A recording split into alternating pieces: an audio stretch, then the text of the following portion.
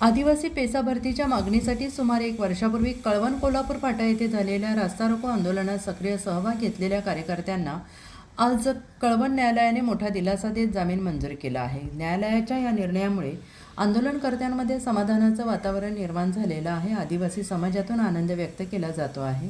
PESA भरतीच्या प्रलंबित प्रश्नांकडे शासनाचे लक्ष वेधण्यासाठी आदिवासी युवक आणि कार्यकर्त्यांनी मोठ्या संख्येनं रास्ता रोको आंदोलन केलं होतं. या आंदोलनात सहभागी झालेल्या या कार्यकर्त्यांवर विविध गुन्हे दाखल करण्यात आलेले होते. त्यानंतर सुरू असलेल्या न्यायालयीन प्रक्रियेत आज कळवण न्यायालयाने संबंधित कार्यकर्त्यांना जामीन अर्ज मंजूर केला.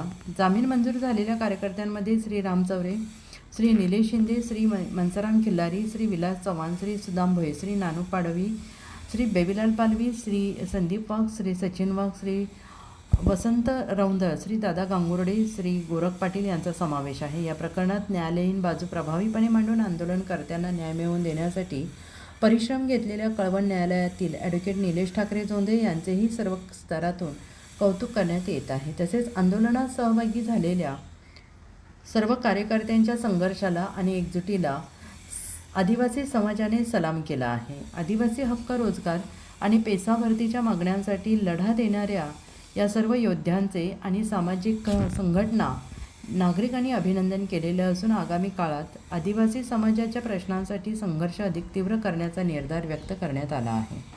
जय आदिवासी. उत्तर महाराष्ट्र न्यूज नेटवर्कसाठी पांडुरंग बिरार, प्रतिनिधी सुरगाणा पेठ.